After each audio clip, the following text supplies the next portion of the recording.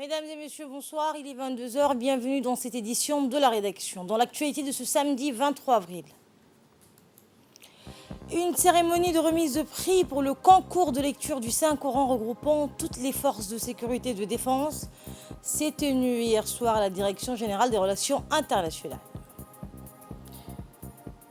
Et en Ukraine, Kiev est de retour à une vie quasi normale. Bonsoir. Et en Ukraine, donc 5 personnes ont trouvé à la ville portuaire d'Odessa la mort. La ville d'Odessa, donc, qui a été visée par des tirs de missiles cet après-midi. Zelensky appelle à une rencontre avec Poutine pour mettre fin au conflit. Le président de la République, Ismaël Omar Guelleh, a exprimé ses condoléances attristées à son homologue kényan, Uhuru Kenyatta, suite au décès survenu hier de l'ancien chef d'État de ce pays, Feu Mwai Kibaki. Je me fais le devoir de vous transmettre au nom du peuple et du gouvernement de Djibouti et en mon nom personnel mes condoléances attristées ainsi que l'expression parfaite de ma compassion et solidarité. Djibouti compatit d'autant plus avec la nation sœur kenyane à l'épreuve de la disparition de Feu Mwai Kibaki qu'il renvoyait à une image d'icône et de fierté pour l'ensemble des peuples de la région. Homme de principe et de consensus, il sut acquérir l'estime unanime de ses compatriotes pour son pragmatisme et son talent de dirigeant ingénieux, visionnaire et éclairé, a écrit le président Guelleh dans un télégramme envoyé à M. Kenyatta en guise d'hommage à l'ancien dirigeant kényan. Il laisse derrière lui un large répertoire de culture et un digne héritage politique et intellectuel, a poursuivi dans le même élan le chef de l'État qui s'est remémoré des réformes emblématiques menées sous son impulsion directe, notamment du plan de développement Vision 2030 en vigueur encore au Kenya. C'était dans les titres. La Direction générale des relations internationales a accueilli dans la soirée du jeudi 21 avril une cérémonie de remise de prix pour le concours de lecture du Saint-Coran. En effet, un concours de récitation du livre saint a été lancé en début de mois béni du Ramadan, regroupant toutes les forces de sécurité et de défense. Environ 70 candidats, tous grades confondus, ont participé à ce concours qui a été supervisé et contrôlé par des jurys du ministère des Affaires musulmanes et des biens Warf. Sous l'égide du ministre de l'Intérieur et ministre de la Défense par intérim, Saïd Ibn Hassan, et en présence du général de corps d'armée Zakaria Cheikh Ibrahim, chef d'état-major général des armées. Cette cérémonie est organisée autour d'un iftar collectif pour renforcer la cohésion et l'unité qui prévaut au sein des forces de défense et de sécurité du pays, a vu la participation de plusieurs hauts responsables des forces armées djiboutiennes. Le ministre du Budget, Ismaël Ibrahim Robleh, et le chargé d'affaires de l'ambassade de l'Arabie Saoudite et de l'attaché militaire de défense ont pris part à cette cérémonie. Cette compétition du Saint-Coran comprenait, entre autres, la récitation par cœur des 20 premiers chapitres du livre sacré du Coran, donc des 10, 5 et des 3 premiers chapitres. À son arrivée, le ministre de la Défense par intérim, Saïd Ibn Hassan, a été accueilli par le général de corps d'armée Zakaria Cheikh Ibrahim, en présence du chef d'état-major général, du chef d'état-major de la Défense, le général Tahir Ali Mohamed. Le ministre a donc assisté au piquet d'honneur dressé en son honneur, puis s'est dirigé vers la tribune aménagée pour l'occasion où l'attendaient donc tous les invités.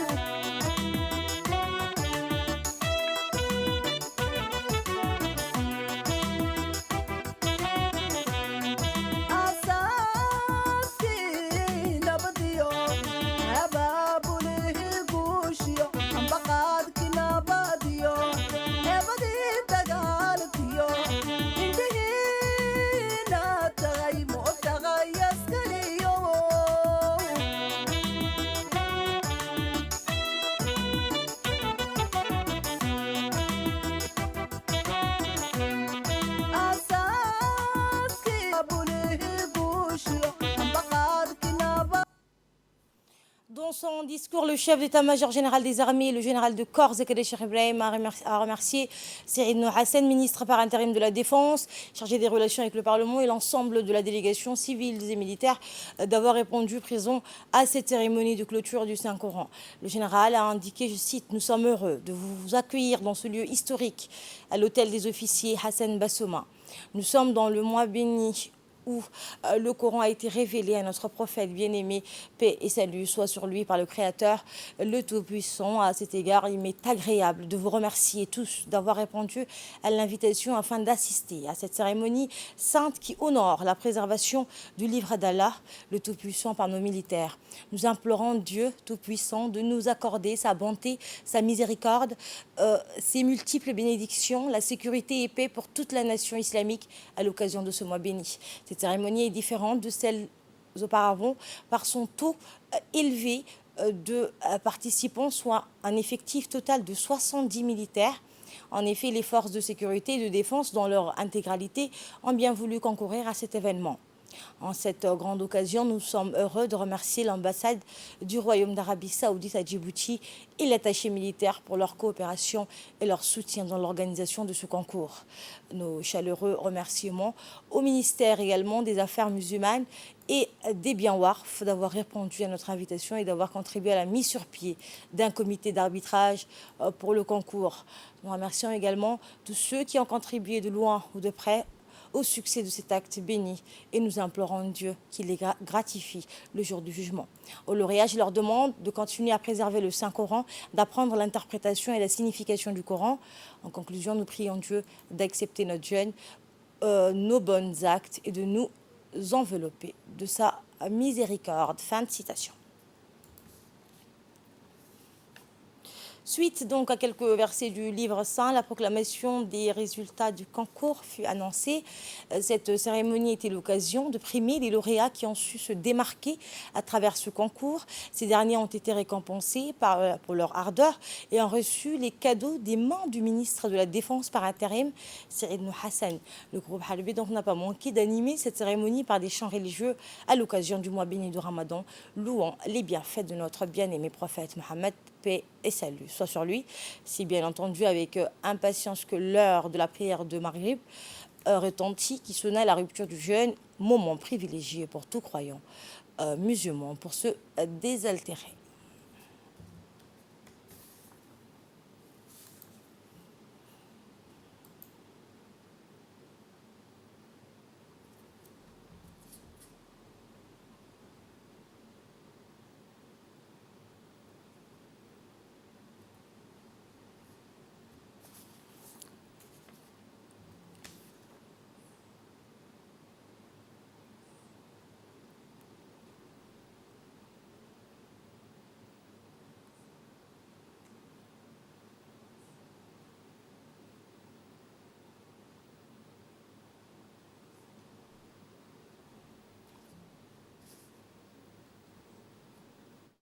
الحساب إلهي رحمة يوم الحساب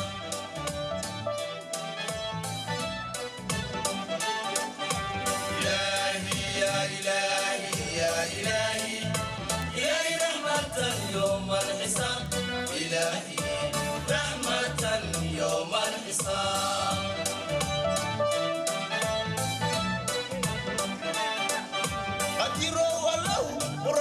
قوين بابو قرينا الكبر ذوين يقلتو ذبان دايمو قرينا سلام عليك يا نبي سلام عليك سيدي يا إمام الحرام سلام عليك يا نبي سلام عليك سيدي يا إمام الحرام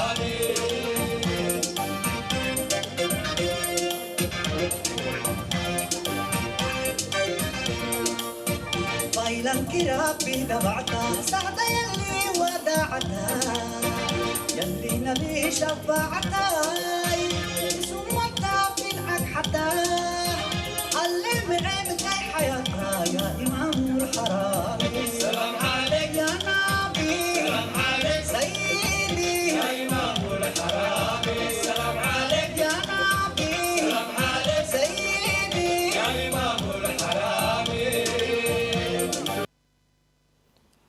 au son de l'appel de la prière d'Al-Maghrib, les participants ont pu se désaltérer autour d'un iftar, rompant ainsi la journée du jeûne. Après la prière, donc, les invités ont partagé ensemble, sous fond des chants religieux du groupe Harbi, un repas chaud autour de la table, renforçant de ce fait la cohésion et l'esprit d'union qui prévaut au sein des forces armées djiboutiennes.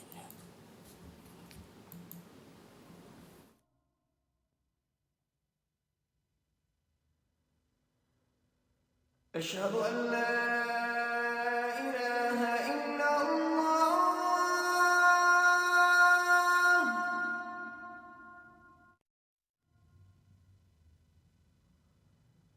أشهد أن لا إله إلا الله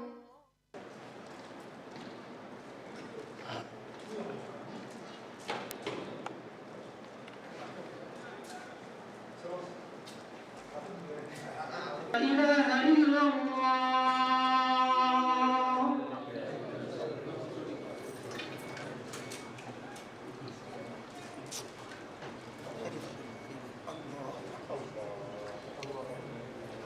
بسم الله الرحمن الرحيم الله أكبر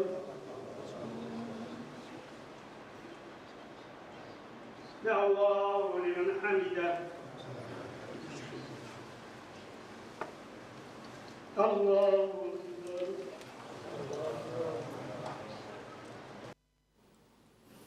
Et en dernier lieu, le Cheikh Moussa, un des ulama djiboutiens, a tenu à s'adresser à l'audience pour rappeler les vertus du Ramadan.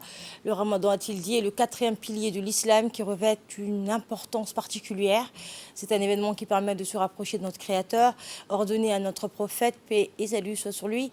Tout musulman se doit d'observer ce mois béni. Nous sommes tous venus un jour dans ce monde et nous sommes condamnés par le Tout-Puissant à le quitter un jour. إلهي وحان وبرينا ونكر برينا جنة الفردوس والعلاء نكرسا قولوا آمين ده صلاة كادان تكن فردك تضبات فردي بانو نغو بيرنيا سنة هادان تكننا حبت فرد يعني نو قرية عمر جينو عمر السعودوية عمر الدمانية وين أنكم jirib baanna keenay adduunka calalhooyaan ka soo baxnay waxaan sidaynana ma jiro annagoon ogeyn baan niminay adduunkani annagoo ogeynna waan ka guuraynaa nebiga sala allahu alayh wasalam uu dardaaray dardaar buu naga tegay wuxuu yidhi fakunuu abnaa'a alaakhira walaa takunuu abnaa'a addunya war adduunkani ma lihidin inakuye ha isku iloobina عروتي آخر النقطة إلهي أمر كي سقاتا نبي محمد دبجوك سدا آخر ذا كسعوتين أركها نيمو قتل داعد بان نغانينا دولة داعد بان نغانينا عيدك داعد بان نغانينا نك داعد مهو قوبو مدي باتوني مدي بنا يانا سيحون مدي مني ذاتك كالي سيحون بودي منيان ذاتك خيانة واسيحون بودي منيان خيانة واسكي لالينينا وأمانة وحايو دمغلاليا حفظ أمانة وصدق حديث رشاق ويان بين ما يغانو وحوله ما شاقو كما شاكاني إنا إقرتانا إبرتان يا نغرب إلهي إنا برانوين نبيك إنا دبجوك سنوين هدي ما كان يلنو هدا يقينك يلنو هدا إخلاصك يلنو هدا معرفة إلهي يلنو دباتنا غبسان ميس بسم الله الرحمن الرحيم يا أول الأولين ويا آخر الآخرين يا ذا القوة المتين يا رحم الضعفاء والمساكين يا أرحم الراحمين يا علام الغيوب يا ستر عيوبنا واشف مرضانا وارحم موتانا عاف مبتلانا يا أرحم الراحمين نسألك الهدى والتقى والعفاف والغنى اللهم اجعل جمعنا هذا جمع محروما والرعي التفرق معصوما ولا تجعل فينا ولا معنا شقيا مذلولا محروما يا أرحم الراحمين اللهم احسن عاقبتنا في الامور كلها واحسن الدنيا وعذاب الاخره اللهم اجرنا من النار السالمين اللهم اجرنا من النار السالمين وادخلنا الجنه مع الابرار صلى الله على محمد النبي الامي وعلى اله وصحبه وسلم سبحان ربك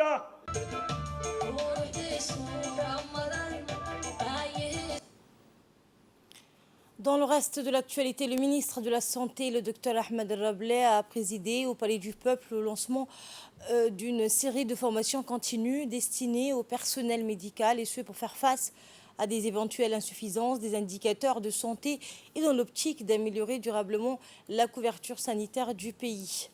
Ainsi, le renforcement des compétences des ressources humaines en santé est au cœur de cette nouvelle stratégie, avec la mise en place d'un dispositif de renforcement de capacité des personnels paramédicaux, plus particulièrement donc des infirmiers, des sages-femmes et des techniciens de laboratoire.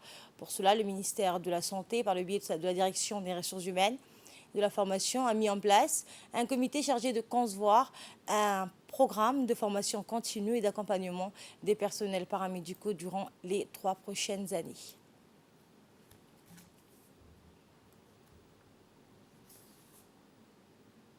Le ministre de la Santé a souligné dans son intervention, vous l'entendrez, que cette formation à court et moyen terme destinée au personnel de la santé doit répondre aux besoins sanitaires de nos concitoyens, mais aussi de renforcer d'une manière générale notre système de santé. Nous l'écoutons.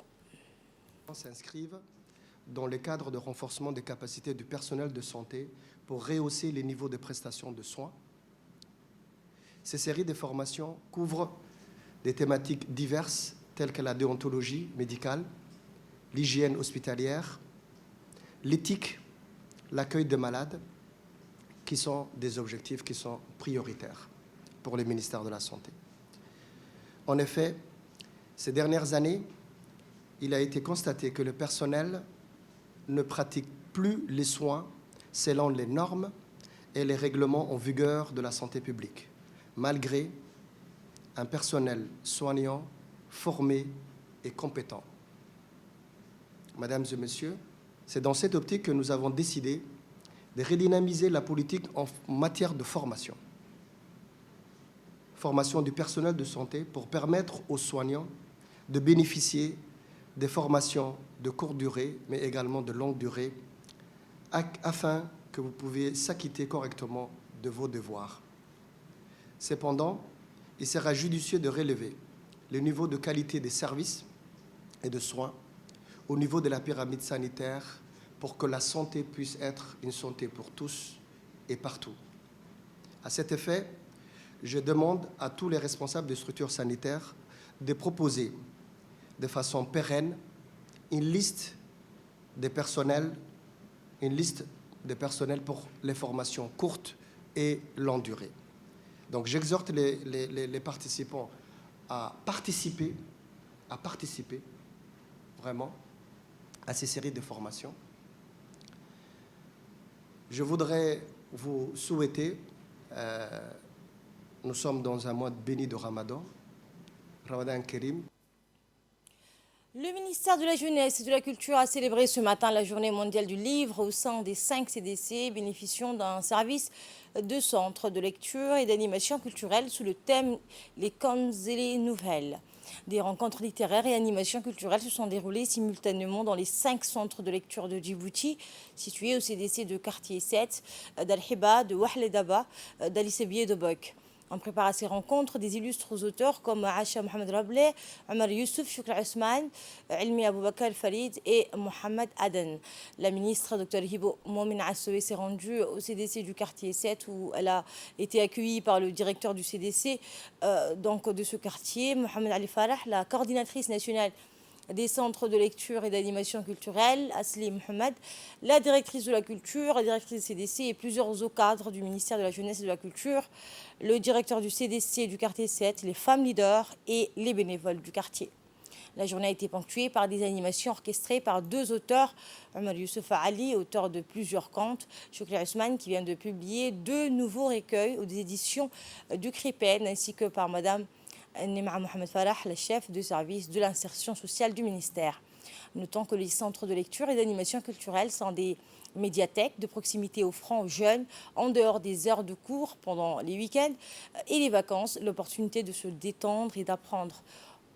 Au cours de la cérémonie, des cartes d'adhérents ont été remises à plusieurs abonnés du centre de lecture et d'animation culturelle, marquant ainsi la digitalisation du registre d'inscription aux activités et clubs des CDC.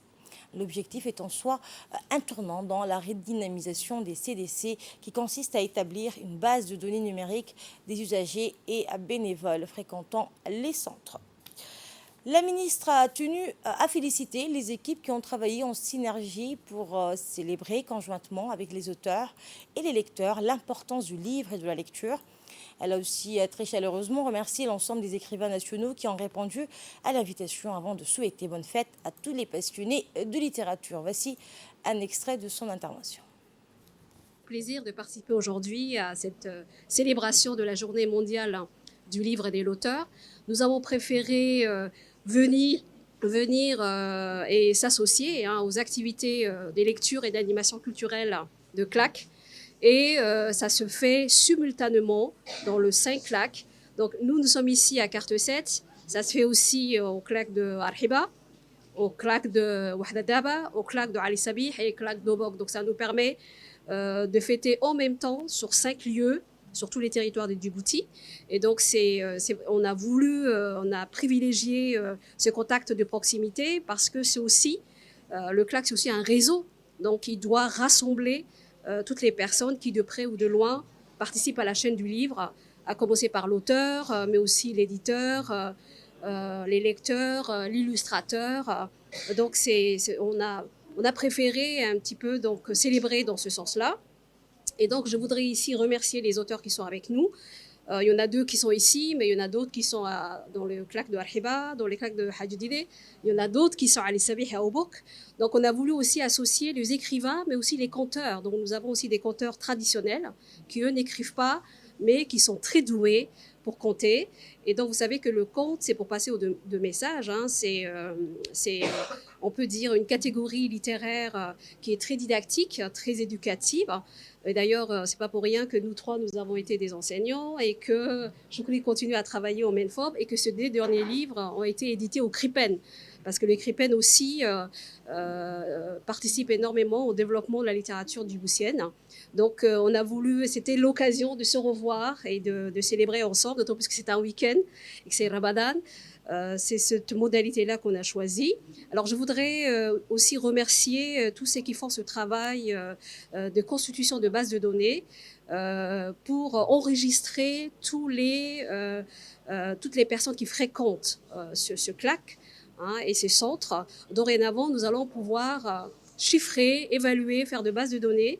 Nous allons faire la même chose avec les bénévoles, qui est une communauté qui participe beaucoup aux activités, aux animations de ce centre et des CLAC. Donc, on a voulu un petit peu donc, célébrer cette journée avec les bénévoles, avec les lecteurs, avec les écrivains, que nous remercions énormément. Et donc, je tiens à dire et à redire à chaque fois que le CDC vont être les interfaces, les plateformes qui nous permettront de célébrer, mais en même temps de promouvoir et de développer la lecture et le livre.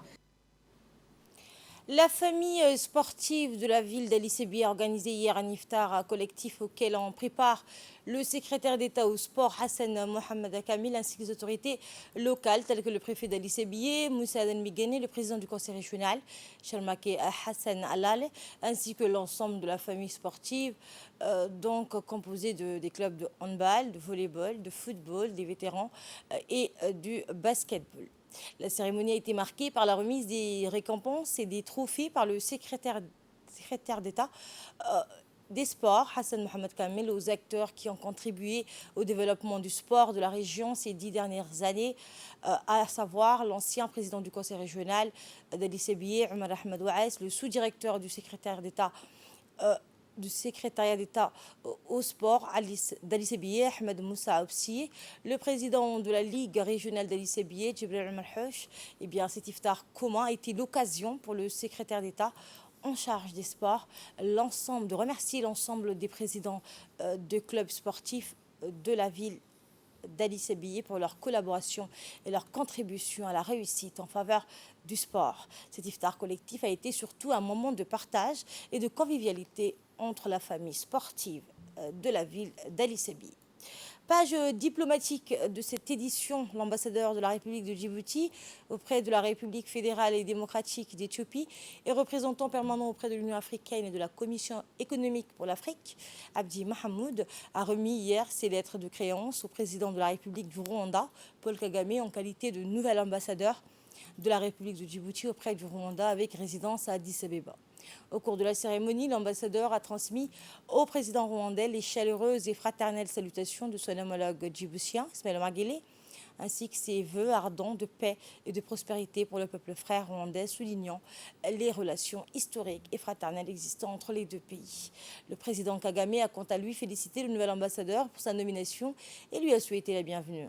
Il a en outre rappelé les relations privilégiées entre les deux pays et a saisi cette occasion pour demander au nouvel ambassadeur de transmettre ses salutations et ses amitiés à son homologue djiboutien. Le secrétaire général du ministère de l'Éducation nationale, Mohamed Abdallah, et les nouveaux présidents des conseils régionaux du Dikil et d'Addis Abeba, ainsi que les inspecteurs des régions, ont signé une convention de transfert de gestion des cantines scolaires dans les régions. La cérémonie de signature s'est déroulée au siège du ministère de l'Éducation nationale en présence de la chef de service de la restauration scolaire, Mme Saïda Ouaïs Aré. Cette rencontre a permis de discuter des mécanismes de bonne gestion et de fonctionnement opérationnel des cantines scolaires avec le nouveau dispositif mis en place par cette nouvelle convention de transfert de la gestion de cantines aux autorités locales et aux responsables régionaux de l'éducation. Le secrétaire général du ministère de l'Éducation nationale a expliqué les nouveaux rôles et missions induits par le transfert de la gestion des cantines scolaires vers les régions de l'intérieur. Aussi a-t-il indiqué que les cantines seraient gérées conjointement par le ministère de l'Éducation nationale et les présidents des régions. De leur côté, les nouveaux présidents des conseils régionaux des régions de Dikil et d'Addis Abeba ont remercié tour à tour le ministre de l'Éducation nationale pour le partage des responsabilités au sein du système de cogestion et ont réaffirmé leur engagement à travailler en étroite collaboration avec les responsables régionaux de l'éducation. Et les deux parties ont enfin paraphé les documents de la Convention. Et les deux présidents élus, M. Mahad Hussein et M. Sharmak Hassan Al-Aleh, ont été conviés à cette convention des signatures. Et la chef service de restauration scolaire, Mme Saïda, a été aussi ici en présence du secrétaire général du ministère de l'Éducation nationale, Mohamed Abdallah Mahyoub, qui a présidé cette convention des signatures et qui les a aussi vraiment demandé, sollicité à ce que les deux présidents suivent de près la restauration scolaire pour que les enfants puissent manger leur assiette et les menus standards qui ont été arrêtés par le service de la restauration scolaire. À Kigali, dans le cadre des travaux des activités de la ZLECAF, la zone de libre-échange continentale africaine, une délégation djiboutienne a participé hier à 2 ateliers portant sur des outils d'opérationnalisation de la ZLECAF pour le commerce des biens et des techniques de négociation en commerce des services. Ces ateliers interviennent dans un contexte particulier où Djibouti est sur le point de se doter d'une stratégie nationale sur la ZLECAF. Outre la délégation djiboutienne, les ateliers ont regroupé les représentants des secteurs privés et les négociateurs en chef du Burundi, du Comore, du Madagascar et de la République démocratique du Congo. En Ukraine, 5 personnes ont trouvé la mort à la ville portuaire d'Odessa, qui a été visée par des tirs de missiles cet après-midi. Zelensky appelle à une rencontre avec Poutine pour mettre fin au conflit. Selon un premier bilan communiqué par la présidence ukrainienne, 5 personnes ont trouvé la mort et 18 autres blessés à Boutcha, où des centaines de corps ont été retrouvés. Des familles meurtries tentent de faire leur deuil. Le président ukrainien Zelensky a appelé de nouveau à rencontrer son homologue russe Vladimir Poutine pour mettre fin à la guerre. Je pense que c'est lui qui a commencé cette guerre, pourra y mettre fin, a-t-il affirmé. Le secrétaire général de l'ONU, Antonio Guterres, se rendra mardi prochain à Moscou pour rencontrer le ministre russe des Affaires étrangères, Sergueï Lavrov. Et les députés nigériens ont largement voté en faveur d'un texte autorisant le déploiement de forces étrangères sur le territoire, notamment françaises, pour lutter pour lutter contre le djihadisme. Après plusieurs heures de débat, les députés ont voté à main levée 131 pour le texte, 31 contre. Dans sa lutte contre les mouvements djihadistes liés à Al-Qaïda et au groupe État islamique, le Niger bénéficie du soutien de plusieurs pays occidentaux, dont la France et les États-Unis, qui ont des bases militaires à Niamey. Et c'est tout pour cette édition du JT Week-end. Merci infiniment de l'avoir suivi. Le programme continue sur Télé Djibouti.